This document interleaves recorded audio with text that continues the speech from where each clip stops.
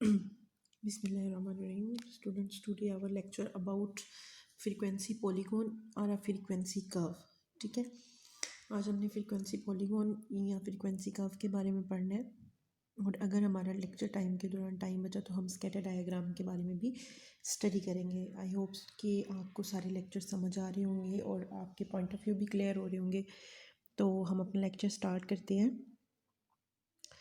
देखें जी, a frequency polygon is a closed geometrical figure use to display a frequency distribution graphically. Following step are taken to make a frequency polygon for a frequency distribution. वो कह रहा है कि frequency polygon is a closed geometrical figure, मतलब ये एक closed geometrical figure होती है टू डिस्प्ले द फ्रीक्वेंसी। हम मतलब एक ज्योमेट्रिकल फिगर होती है जो कि हम ग्राफिकली रिप्रेजेंट करते हैं। ठीक है, अब फ्रीक्वेंसी पॉलीगॉन में पहला स्टेप क्या होता है, calculate the mid values of the class boundaries. आपने क्लास बाउंड्रीज की मिड वैल्यू मतलब कि एक्स बना लेना है। Mark the mid values on X axis, आपने एक्स एक्सिस पे उनको लगा लेना है। Mark the frequencies along Y axis, और उनको वाई एक्सिस पे जो है वो फ्रीक्वेंसी लगा लेनी है।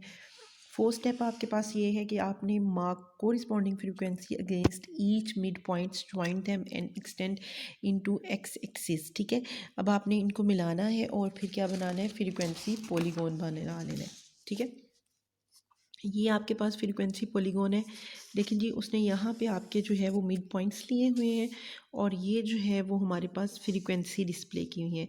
तो देखें, उन मिड पॉइंट्स पे उसने ये पॉइंट्स लगाए हैं और इन पॉइंट्स को फिर उसने ज्वाइन किया है। तो उसके पास ये जो कर्व आ रहा है ना, ये वाला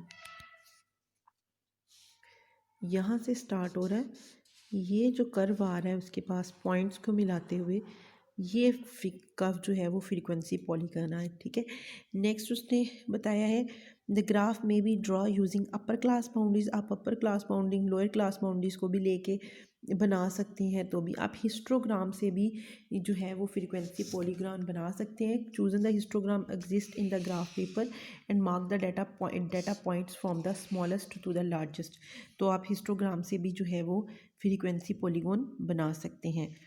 देखते हैं इसको कैसे बनाते हैं। सबसे पहले हम यहाँ से देखते हैं फ्रीक्वेंसी पॉलीगॉन। लास्ट लेक्चर में हमने ये हिस्टोग्राम बनाना सीखा था। हिस्टोग्राम कैसे बनाते हैं, सबसे पहले तो हम यहाँ से भी फ्रीक्वेंसी पॉलीगॉन बना सकते हैं। कैसे बना सकते हैं, ये जो आपके पास रेक्टेंगुलर बॉक्सेस होते हैं इनके आपने मिड पॉइंट्स कर लेने। ये देखें, मैं ज़रा थोड़े से सर्कल लगा रही हूँ ताकि आपको मिड पॉइंट मिड कर लेना है। ठीक है, आप स्केल से भी कर सकते हैं। मैं यहाँ पे अंदाजे से इनके मिड पॉइंट्स बना रही हूँ। जो लास्ट पे उसने पॉइंट बोला कि आप इसके मिड पॉइंट्स, ये मैंने सर्कल से मिड पॉइंट जो है वो हाईलाइट कर दिए। इसको हम थोड़ा सा कलर्ड भी कर लेते हैं कि ये हमारे पास जो है वो मिड पॉइंट्स हैं इसके। ठीक है, लास्ट हमने ये पूरा, आप अपना लेक्चर सुने तो अगर लास्ट लेक्चर आपने अगर देखना है, लास्ट लेक्चर देखें, उसमें हिस्टोग्राम बना था। और अब इन मिड पॉइंट्स को अगर मैं मिलाऊंगी तो मेरे पास ये वाला जो चीज़ है ये बनेगी फ्रीक्वेंसी पॉलीगॉन। फ्रीक्वेंसी पॉलीगॉन हमारे पास, या फ्रीक्वेंसी कर्व इसे कहते हैं फ्रीक्वेंसी। इसको अलहदा से भी बना सकते हैं और हिस्टोग्राम के ऊपर भी बन जाता है। और ये देखें, इसकी अगर मैं ये वाली चीज़ देखूं तो ये हमारे पास हिस्ट्री क्या बता रहा है, पॉलीगॉन बना हुआ है। पॉलीगॉन हमारे पास जो है वो क्या है, वो ये लाइन है जो कि मिड पॉइंट्स ऑफ हिस्टोग्राम को मिला रही है। वो आपके पास फ्रीक्वेंसी पॉलीगॉन है। ठीक हो गया, ये हमने इस तरह से बनाया था। अब अलहदा से भी बना के देखते हैं। इसी एग्जांपल्स के हम मिड पॉइंट्स लेते हैं, यही वाला क्वेश्चन, और इसी की हम मिड पॉइंट्स देते हैं और उसको सेपरेटली बना के देखते हैं कि फ्रीक्वेंसी पॉलीगॉन कैसे अलहदा से अगर इसके बगैर बनाना हो तो। ये देखें एग्जांपल नंबर 2.1, और ये वो क्लास बाउंड्रीज के बाद y is a mid points. तो उसने कहा था कि आपने क्या करना है कि यहाँ पे x axis y axis draw कर लें। ठीक हो गया,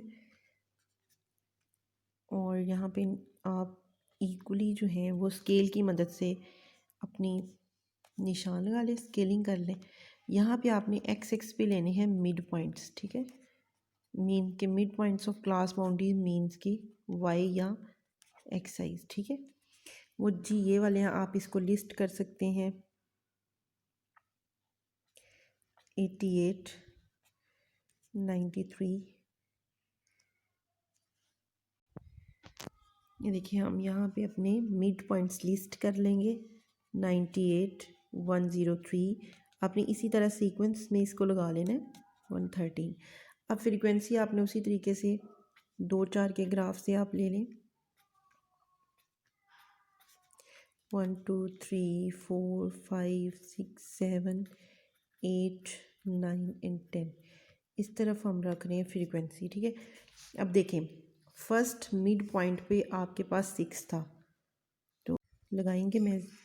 उसके बाद 93 पे आपके पास 4 था, 98 पे आपके पास 10, 93 पे आपके पास फिर से जो है वो 6 है और 108 है और 113 पे आपके पास 1 है, ठीक है। अब ये आपको इसी तरह स्केल लग रहे हैं, लेकिन अब देखें ज़रा मैं इसको मिलाने लगी हूँ, ज्वाइन करने लगी हूँ, ठीक है। अब आपने देखना है कि ये फ्रीक्वेंसी पॉलीगॉन आपको बताता क्या पॉलीगॉन है, ठीक है। लेकिन अगर मैं इसकी ये जो आपके पास एक स्केच है, इसमें अगर एक रफ़ स्केच ड्रॉ करूं जो कि इस तरह से ड्रॉ कर रही हूँ, देखें ये ज़्यादा इस साइड पे जा रहा है, तो ये मैंने एक रफ़ स्केच बना लिया। तो अगर आप इस चीज़ को गौर से देखें तो हमें क्या मीन्स के फ्रीक्वेंसी पॉलीगॉन बनाने का फ़ायदा क्या है। फ्रीक्वेंसी पॉलीगॉन बनाने का या कर्व बनाने का, ये आपके पास कर्व है, ये मैंने एक फ्री हैंड जो कर्व निकाला है वो फ्रीक्वेंसी कर्व है, ये जो फ्री हैंड कर्व निकाला है ये मैंने इसकी शेप देखते हुए कि ये किस तरह की शेप ले रहा है, ज़्यादातर डाटा किस साइड पे जा रहा है, तो ज़्यादातर साइड डाटा राइट साइड पे। तो अगर आपको देखें तो अगर आप इसमें और पॉइंट्स होते तो ये और टेल्ड हो जाती, मींस कि ये जो कर्व है ये पॉजिटिवली स्क्यूड बन रहा है। क्या बन रहा है? पॉजिटिवली स्क्यूड, मींस कि आपके पास जो फ्रीक्वेंसी पॉलीगॉन है वो आपको शेप ऑफ डाटा बताती है, ये शेप ऑफ डिस्ट्रीब्यूशन। मींस कि अगर आप अपना हिस्टोग्राम बनाते हैं या आप किसी भी डाटा का फ्रीक्वेंसी कर्व या फ्रीक्वेंसी पॉलीगॉन बनाते हैं और ये जो रफ स्केच आप अपना फ्री हैंड कर्व निकालते हैं उसमें से कि डाटा की, तो वो हमें शेप ऑफ डिस्ट्रीब्यूशन बनाते हैं। जैसे इसने हमें पॉजिटिवली स्क्यूड बताया, अगर कोई आपके पास शेप इस तरह से बन रही होती है इस तरह से, तो हम कहते हैं कि वो सिमेट्रिकल है, ठीक है। और अगर आपके पास जो है वो शेप जो है वो कुछ इस तरह से लिस्ट कर रही होती तो हम कहते हैं ये नेगेटिव। मींस के फ्रीक्वेंसी पॉलीगॉन बनाने से हमें शेप ऑफ डिस्ट्रीब्यूशन समझ आ जाती है कि हमारे डाटा की क्या शेप है, ठीक हो गया। नेक्स्ट टॉपिक है हमारे पास स्कैटर प्लॉट या स्कैटर डायग्राम, ठीक है। कि स्कैटर प्लॉट्स क्या हैं या स्कैटर डायग्राम्स क्या हैं। अब स्कैटर डायग्राम जो है वो भी हमें एक्चुअली में shape of distribution, shape of data बताती है। ये बताती है कि हमारा डाटा लीनियर है, लेकिन ये हमें बताती है कि हमारा फ्रीक्वेंसी पॉलीगॉन या फ्रीक्वेंसी का हमें ये बताता है कि ये सिमेट्रिक है, स्क्यूड है, पॉजिटिवली स्क्यूड है, नेगेटिवली स्क्यूड है। लेकिन जो स्कैटर प्लॉट है ये हमें बताती है कि हमारा डाटा लीनियर है, कर्वी लीनियर है या जे शेप्ड है या इन्वर्स जे शेप्ड है। ये हमें स्कैटर प्लॉट्स बताते हैं और मोस्टली जो है लीनियर रिग्रेशन में हम इसको यूज़ करते हैं, इस प्लॉट को, स्कैटर प्लॉट को। Very often may variables are measured on each individual. For example, we may consider two variable height and weight of each individual in the class. अगर हमने एक ही क्लास की हाइट और वेट लेने हो, now the resulting data are consist of n pair of observation. तो हम ये देखना चाह रहे होते हैं कि हमारे डाटा के अंदर क्या उसमें पॉजिटिव रिलेशनशिप है, नेगेटिव मतलब पॉजिटिवली वो बढ़ रहा है या इन्वर्सली बढ़ रहा है। This is called a by variate data set. जारी बात है, दो वेरिएबल एट अ टाइम आप ले रहे होंगे तो आपके पास बाई वेरिएट है, मीन्स के स्कैटर डायग्राम वेरिएबल्स पे लगती है। A scatter plot is best way of studying bivariate problem. The variability data are usually of the following types.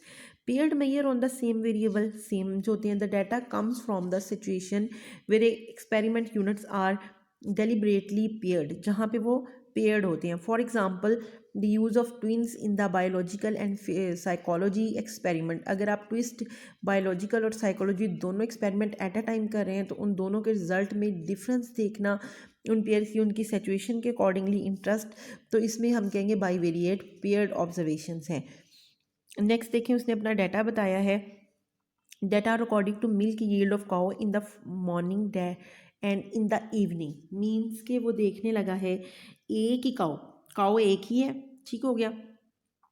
वो सुबह टाइम कितना मिल्क दे रही है, काउस हमें दे रही हैं, और जो है हमें इवनिंग टाइम कितना दे रही हैं। तो ये उन्होंने लिस्ट किया, 4.5 लीटर वो मॉर्निंग टाइम में देती हैं, तो 5.5 इवनिंग में दे रही हैं।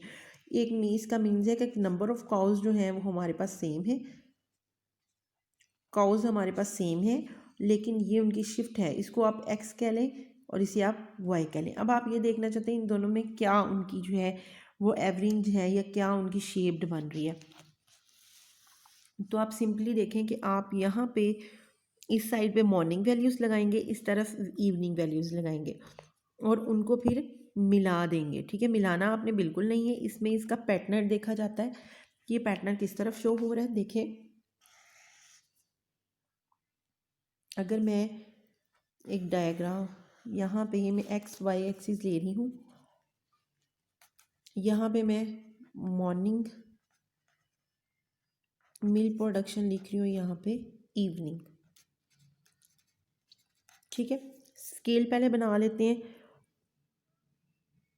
वैल्यू किस किस के दरमियान है, फुट से यहाँ तक, तो 3 से स्टार्ट हो जाते हैं। 3, 3.5, 4, 4.5, 5, 5.5, 6, 6.5 और 7। ठीक हो गया। इसी तरह हम दूसरी तरफ देख लेते हैं, स्मॉल वैल्यू क्या है जी। हमारे पास स्मॉल वैल्यू 5 है, तो हम यहाँ से स्केल शुरू कर लेते हैं। 5 इंटू 5.5, 6 इंटू 6.5, 7 इंटू 7.5, 8 एंड 8.5। अब देखें, 3 तो है नहीं। फर्स्ट वैल्यू 4.5 पे आपकी वैल्यू है इसकी 4.5 की, इसकी वैल्यू कितनी है 5.5, तो 4.5 पे ये है 5.5। और फिर 6.6 पे है, सॉरी 6 पे है दूसरी तरफ 6.5। फिर आपके पास है 5.5 के दरमियान है नेक्स्ट 6, 3.5 पे आपके पास है 5.5। उसके बाद आपके पास है 4.5 पे है 7, 4.5 पे है 7। ठीक हो गया। उसके बाद आपके पास आपने देखते जाना है, रिपीट भी होती रहती है वैल्यू। 6.5 पे है 5.5, 6.5 पे है 5.5, फिर 7 पे है 8, 7 पे है 8, फिर 5 पे है 6, 5 पे है 6 वैल्यू। देन आपके पास 4.5 पे है 8, 4.5 पे है 8.5 और 7 पे 6.5 पे है 7। तो ये देखें, बस आपने इसको ज्वाइंट्स नहीं करना, ये आपके पास स्कैटर प्लॉट्स बन गए हैं। अब आपने इसमें से देखें आपका ज़्यादातर डाटा इस तरफ जा रहा है, तो मैं एक फ्री हैंड कर्व निकालने लगी हूँ जो कि लीनियर टाइप है। देखें, ज़्यादातर डाटा इस तरफ जा रहा है। ठीक है, इसका मतलब है ये लीनियर, पॉजिटिव लीनियर, इसमें लीनियर रिलेशनशिप है कि एक के बढ़ने से दूसरा बढ़ हो रहा है, दूसरा। तो ये हमारे पास इसका लीनियर एक लाइन, ये लाइन शो हो रही होगी, तो इसका मतलब है लीनियर आपके पास है। तो ये आप ये जो लाइन है ये फ्री हैंड का मतलब ज़्यादा पॉइंट्स किस तरफ जा रहे हैं, इसको हम कहते हैं फ्रीक्वेंसी पॉलीगन। ठीक हो गया स्टूडेंट्स। इसी तरह उसने नेक्स्ट आपको जो है वो ये भी आपके पास, इसी तरह उसने नेक्स्ट भी आपको फिर स्कैटर्ड प्लॉट 2.11 पे बना के दिया, या आप बना के देख लीजिएगा। तो स्टूडेंट्स यहाँ पे हमारा चैप्टर जो है वो क्लोज़ हो रहा है।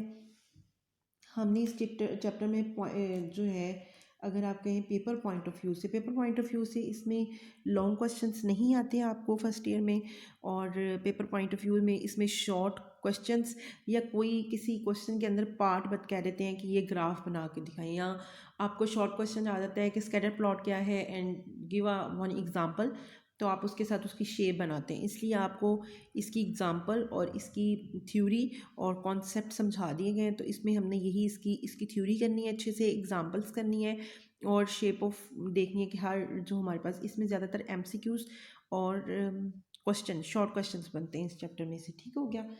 तो हमने ये वाला चैप्टर कंप्लीट कर लिया। नेक्स्ट चैप्टर से हम जो है चैप्टर नंबर 4 स्टार्ट करेंगे नेक्स्ट जो हमारा आएगा लेक्चर।